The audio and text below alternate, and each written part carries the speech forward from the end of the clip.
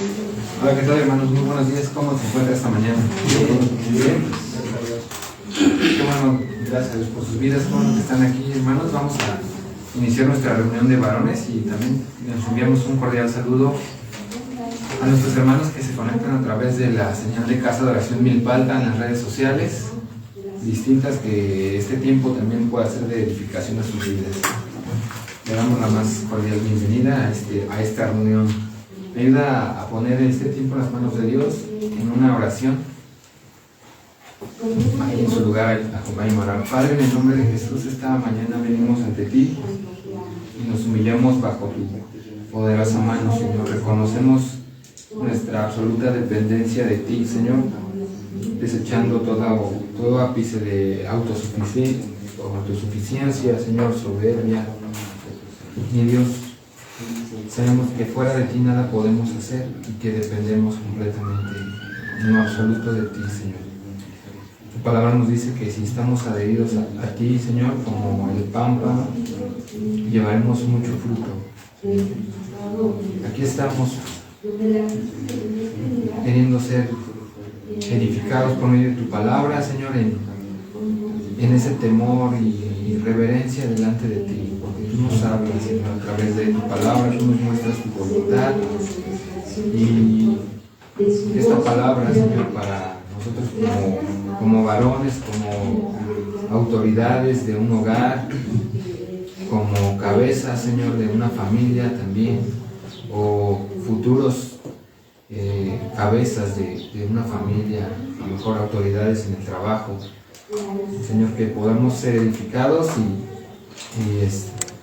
en tu misericordia tú nos hables. Te damos gracias por todo en el nombre de Jesús. Amén. Bien, hermanos, pues vamos a continuar con nuestro tema del día de hoy, es la oración.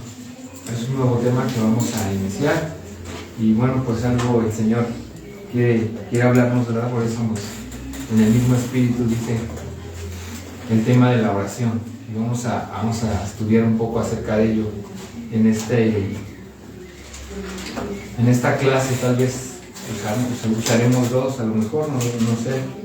Vamos a ver el Señor a dónde nos quiere llevar. El término oración, ¿qué significa, hermanos? Es un deseo dirigido para recibir algo bueno. La oración, en términos generales, es un deseo dirigido para recibir algo bueno. En realidad nosotros, pues el concepto de oración lo debemos de tener como la búsqueda de Dios. ¿Por qué? Porque Él es lo mejor. Todos dicen amén. Él es lo mejor, ¿verdad? Lo buscamos a Él en oración, en dependencia a Él, porque Él es lo mejor para nosotros. En los salmos, si alguien dice o dijere en su corazón o tal vez tuviera la duda, es que todavía tengo algunas deficiencias en mi oración, no sé cómo orar, empiezo a orar y 3 minutos y ya no sé qué decir. Bueno, pues la invitación es a poderse nutrir en los salmos. Los salmos es un libro de adoración y oración por excelencia, ¿verdad? Por ejemplo, en el Salmo 25:1, en la primera parte del versículo, Salmo 25:1 dice una expresión de oración del salmista, ¿verdad? A ti, oh Jehová, levantaré mi alma, dice. Y es muy claro, ¿no? ¿A quién se dirige? A ti, oh Jehová, levantaré mi alma. En el Salmo también 38:9, Salmos 38, versículo 9 dice: Señor, delante de ti están todos mis deseos y mi suspiro no te es oculto. ¿Por qué? Porque Él se presenta ahí exponiéndose completamente delante de Dios. Y esa es la oración. Esos dos versículos vemos que es una hermosa descripción de la oración, el deseo de encontrarse con Dios.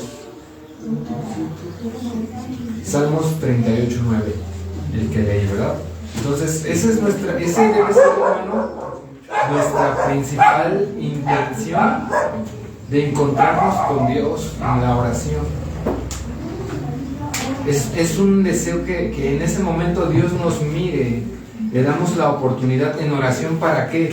Para que Él haga lo que Él quiera por nosotros y por nosotros. Tenemos que quitar de nuestra mente, o cuidar, mejor dicho, que la oración es para persuadir a Dios, ¿no? En que realice nuestra voluntad. No, esa no es nuestra intención como creyentes, ¿no? Que queramos persuadir a Dios para que realice lo que nosotros queramos, o que le hagamos manita de puerco a Dios y que apresure a hacer las cosas. Señor, mírame cómo estoy, respóndeme. No es, ni tampoco acercarnos diciéndole, Señor, hago esto, estoy haciendo aquello, me estoy sometiendo, estoy sirviéndote, estoy ayunando, ¿verdad? No, para hacerle manita de puerco y que Él conteste. Esa es una mala intención, no está correcto. La oración, esa búsqueda es para que nosotros busquemos su voluntad a nuestras vidas, echemos mano de su voluntad para nosotros. Y aquí, todos nosotros como cabezas, como líderes, por esa autoridad que Dios nos delega como varones, es precisamente tratar de encontrar a Dios y que Él nos halle delante de Él. El líder trata de encontrarle y ser hallado de Él. ¿Se acuerdan de Saulo en su desesperada persecución por los cristianos o los creyentes? Fue sorprendido cuando iba camino a Damasco por el Señor y en un instante, ¡pum!, cambió radicalmente toda su perspectiva, ¿no? Iba en una dirección, se encontró con Dios, directamente de frente se encontró con Dios, y en ese momento lo frenó y cambió de dirección rotundamente. ¿Y qué decir? Y fíjense, después, ya que él fue transformado, fíjense cómo lo que le decía Pablo al Señor en Hechos 22, 17, si me acompañan. Hechos 22, 17 al 21.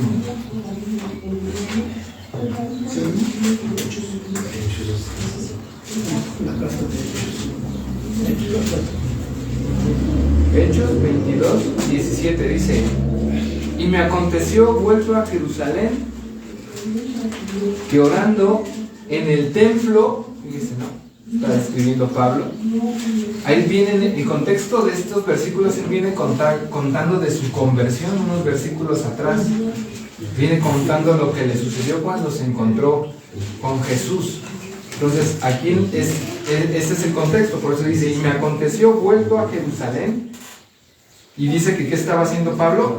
Orando.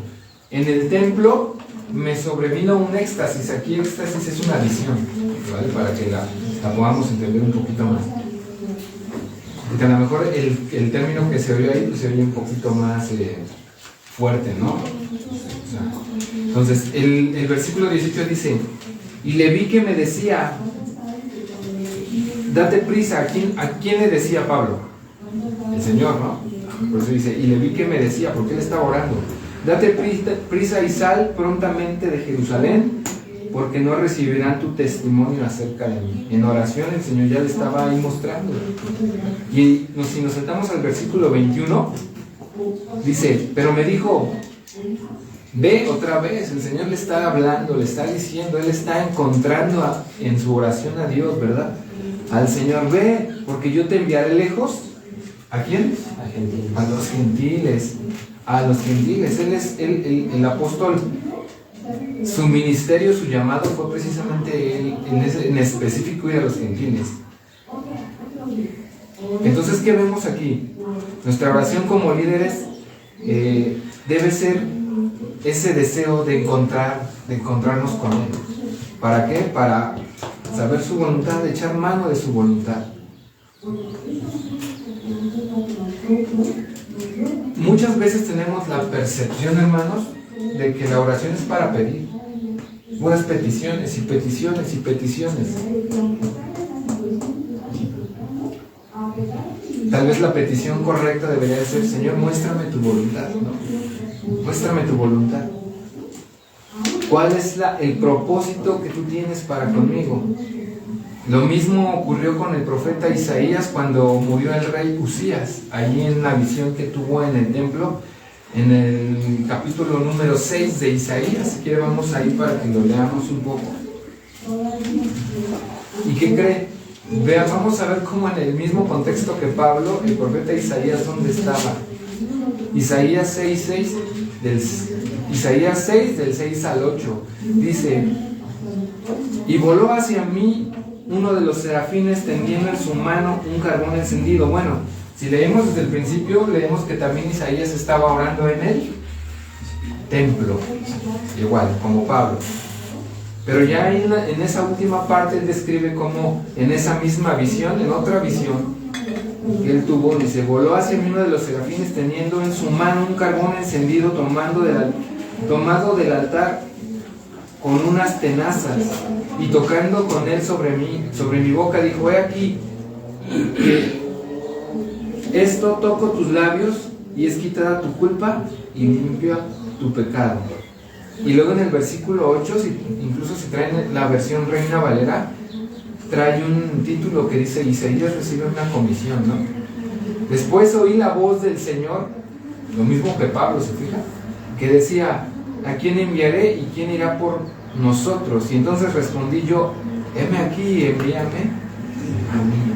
Entonces, en oración, Isaías vio la presencia de Dios, o incluso la sintió, ¿no? Porque pues se estremeció. Vio la presencia de Dios, sintió la presencia de Dios. Y él que descubrió en la presencia de Dios en oración que había una provisión para él, para la nación de Israel, ciertamente sí, porque él pues fue levantando un profeta para el pueblo de Israel, ¿no? ¿Qué hacía un profeta? Denuncia el pecado, ¿no? Denuncia el pecado. Tenemos el entendimiento de que un profeta pues, me va a dar palabras así: tú vas a ser pastor, Dios te va a prosperar, vas a ser. En los profetas, Dios los levantaba para ir y denunciar el pecado en el pueblo de Israel. Entonces, él ahí en la comunión con Dios, en esa visión, Dios le da para él esa provisión y lo limpia, ¿no? Lo sana, porque ahí vimos que pasa el carbón encendido y le quita la culpa, dice, y es limpio tu pecado. Hay limpieza, lo purifica, habla de santidad, y luego le da una comisión y lo llama al servicio. ¿Se fijan en ese proceso de la comunión con Dios? Lo limpia, lo mete en santidad, lo santifica y luego lo llama al servicio. Ese es el resultado de la comunión con Dios, hermanos, de la oración eficaz. Los efectos de la dependencia de Dios, hermano, deben ser grandes. Si nosotros dependemos de Dios, ahí están los efectos: limpieza, santidad y llamado al servicio. Eso subrayenlo, los que notan, pónganlo así en letras. Si yo estoy en esa dependencia absoluta de Dios, bueno, ahí se va a ver.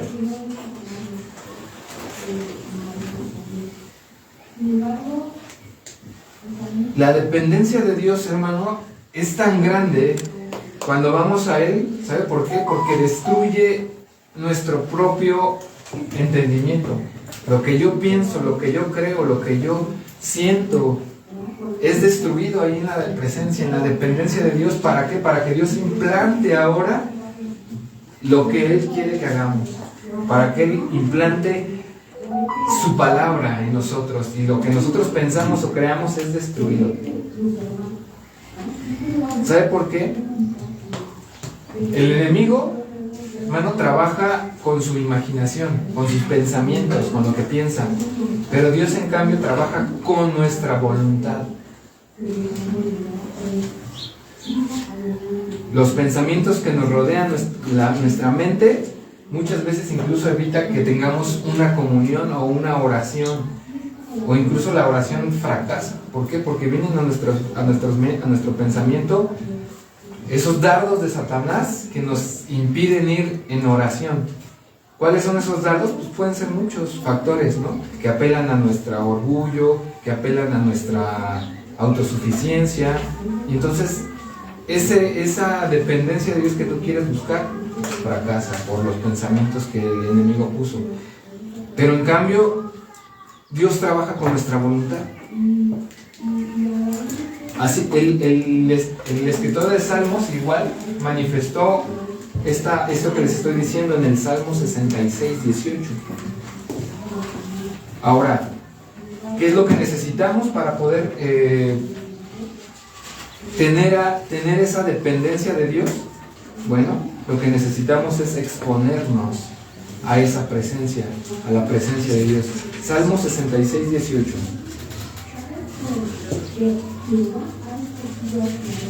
Dice así, se lo voy a leer en una versión Palabra de Dios para Todos, para que sea un poquito más entendible. Dice, sabía que si yo hubiera tenido malas intenciones, mi Señor no me escucharía. Las intenciones vienen directamente de nuestro corazón. Ahora, ¿podríamos orar con malos pensamientos? ¿Sí o no? No. ¿Podríamos orar con malas intenciones? No. Vamos a definir algunos puntos en esta parte. Vamos a ver qué dice la Escritura. Pensamientos de suficiencia. Póngale ahí, primero. Pensamientos de suficiencia.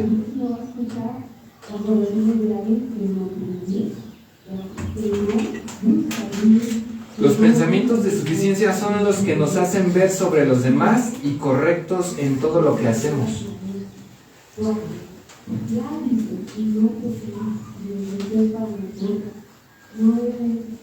Son los que nos hacen ver sobre los demás y correctos en todo lo que hacemos.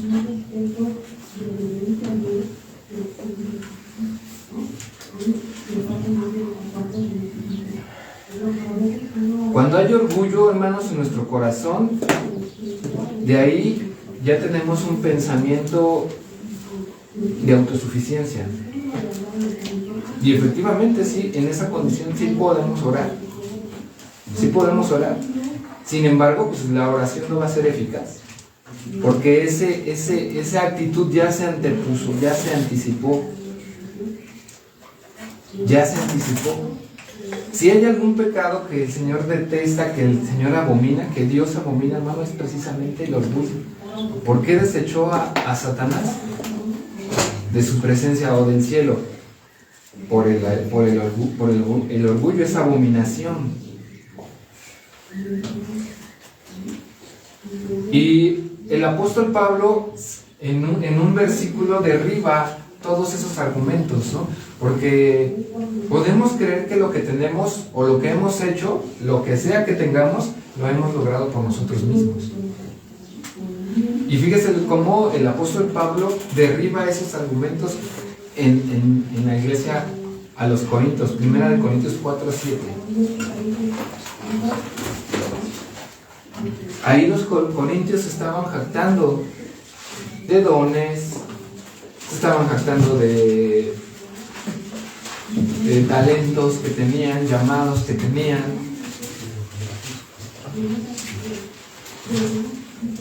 En fin, y mire lo que le dice el apóstol Pablo allí en 1 Corintios 4, 7.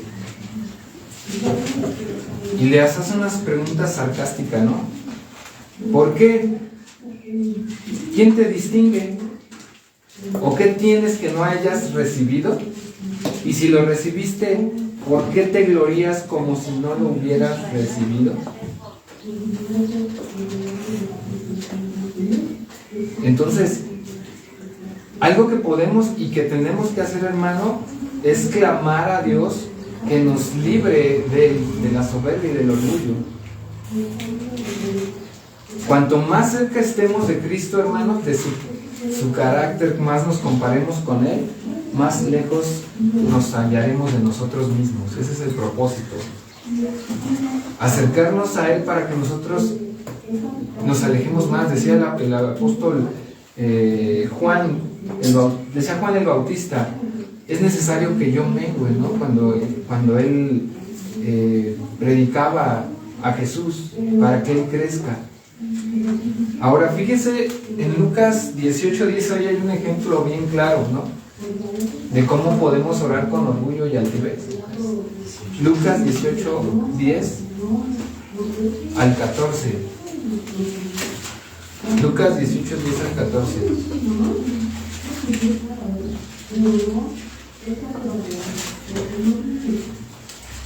Cuando estén ahí, díganme.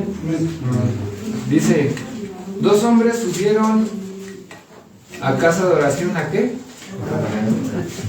Casa de oración y el país. Uno era fariseo y el otro era publicano. El fariseo puesto en pie, ¿qué dice? Oraba consigo. ¿Con quién oraba? Consigo.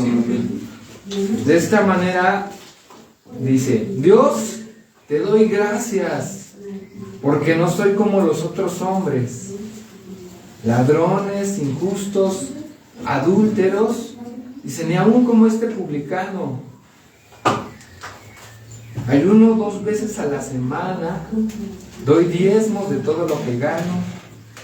Mas el publicano, estando lejos, dice, no quería ni aún alzar los ojos al cielo, sino que golpeaba el pecho diciendo: Dios, sé propicio a mí, pecador.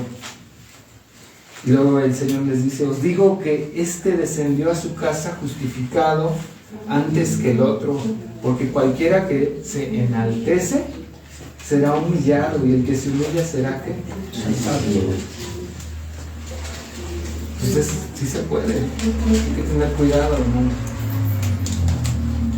Todo lo que tenemos, pues no nos jactemos, todo ha sido de su gracia, ¿verdad?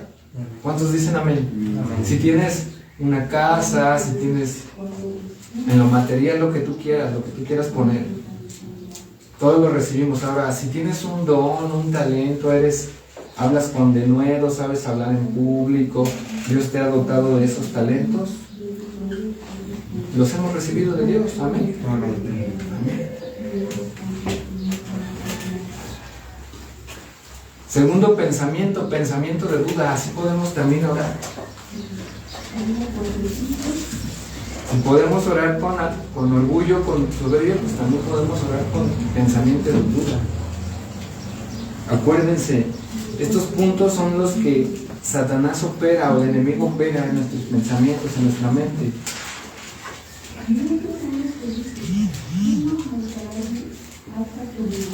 La incredulidad, hermano, es el mayor estorbo para la oración. Anótelo así en letras rojas, subrayele. La incredulidad siempre será el mayor estorbo para la oración.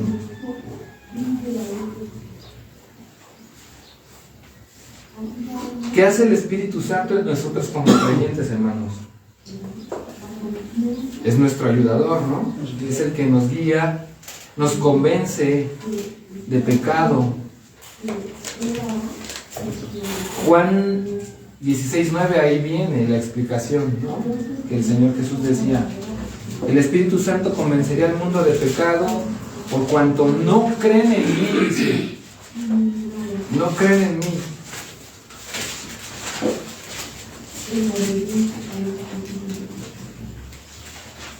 Nosotros obviamente ya no somos del mundo, pero muchas veces tenemos todavía en nuestro corazón, o nos acompaña la incredulidad. Por eso el apóstol Santiago les decía en su carta, ¿no? Pero pida con fe, no dudando nada, porque el que duda es semejante a la onda del mar que es arrastrada por el viento y echada de una parte a otra. Viene en Santiago 1:6. Santiago 1:6. También él decía ahí, ¿no? Algunos no tienen porque no piden, y otros no tienen porque no creen. Entonces, incluso ahí el apóstol Santiago hablaba de la necesidad que todos tenemos de sabiduría, ¿no? Y ahí mismo él responde cómo conseguirla en el versículo 5. Que Dios nos da la sabiduría si la solicitamos y sin reproches. Creer, hermano, que Dios responde la oración es el primer paso para disponernos a su respuesta. Creer que Dios responde la oración es el primer paso para disponernos a la respuesta. ¿Cómo debemos acercarnos a Dios, hermanos? Sabiendo que Él nos va a responder, ¿sí o no?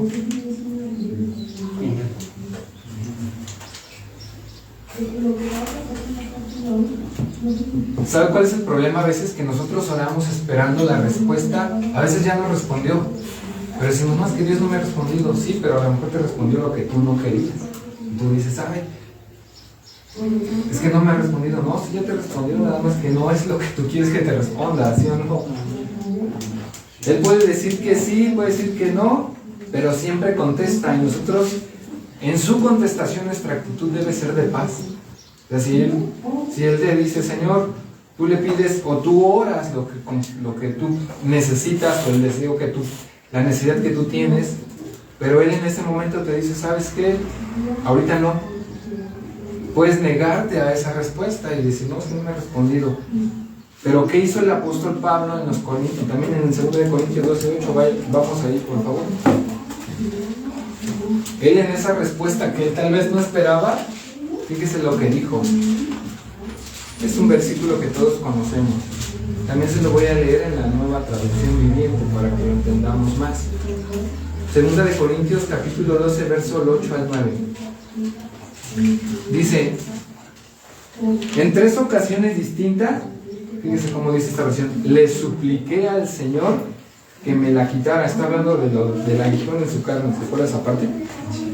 Entonces dice, y cada vez Él me dijo, mi gracia es todo lo que necesitas, mi poder actúa mejor en la debilidad, así que ahora me alegra jactarme de mis debilidades para que el poder de Cristo pueda actuar a través de mí. Entonces, no, Pablo, no te voy a quitar ese aguijón en tu carne. Algunos estudiosos dicen que era una enfermedad. No te lo voy a quitar, porque ahí es donde se perfecciona mi poder en ti. Por eso, la contestación que nosotros recibamos, hermano, debe de traer paz a nuestra vida. Sí, está bien, Señor, gracias por lo que me das y por lo que no me das. ¿Cuántos dicen amén? Así es. Tercer pensamiento para terminar por ahorita. Pensamiento de desamor. Pensamiento de desamor. Ya vimos 2, este es el tercero. Ya vimos de orgullo, de incredulidad y de desamor.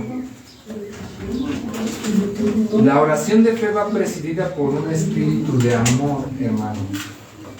¿Sabe por qué? No puede estar mal con los hermanos, con la iglesia, y bien con Dios. No se puede. No se puede estar mal con los hermanos y bien con Dios.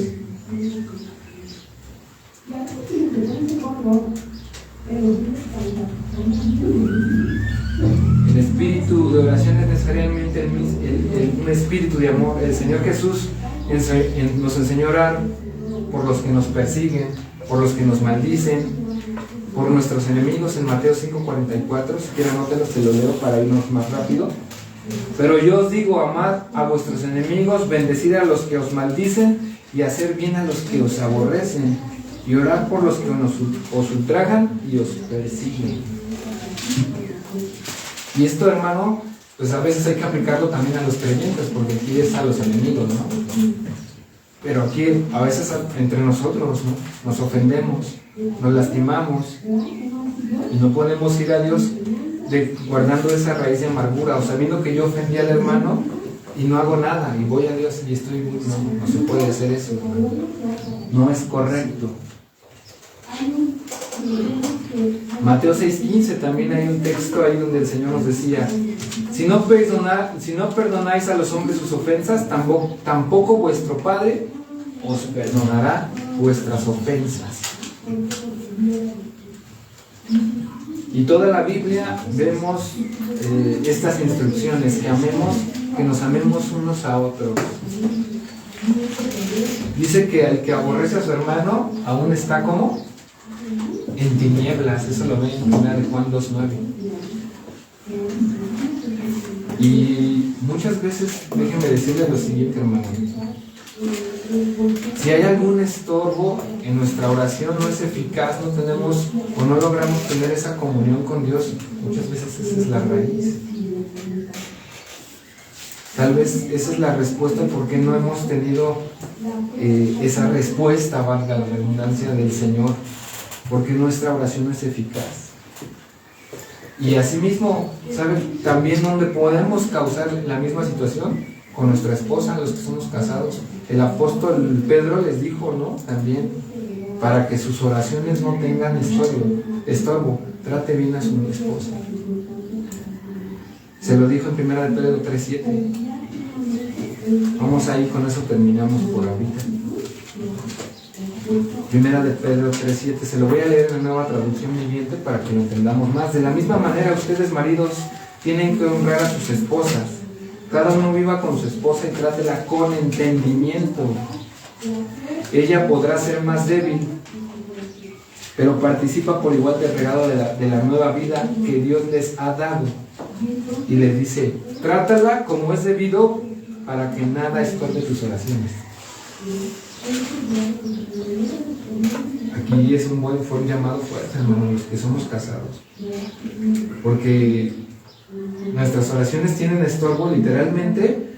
Ese verbo hace como cuando tú vas caminando y quieres hacer algo que te estorba. Tú vas con Dios y así. No. ¿Por qué? Porque estás tratando mal a tu esposa. Esa puede ser una razón por cual nuestra oración no está siendo eficaz o no tenemos alguna respuesta.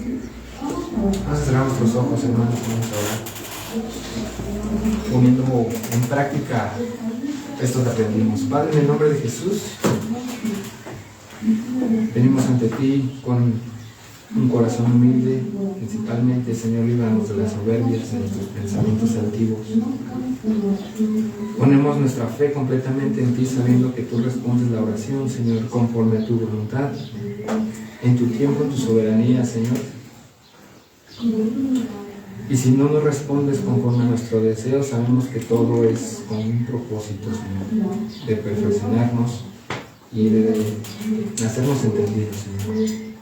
Rogamos esta mañana que nuestras oraciones no tengan estorbo, Señor, teniendo en nuestro corazón algo contra algún hermano o estemos maltratando a nuestras esposas, Señor. Ayúdanos a enderezar nuestras sendas y nuestros caminos, Señor, porque tu palabra es lámpara a nuestros pies y lumbrera nuestro camino, Señor.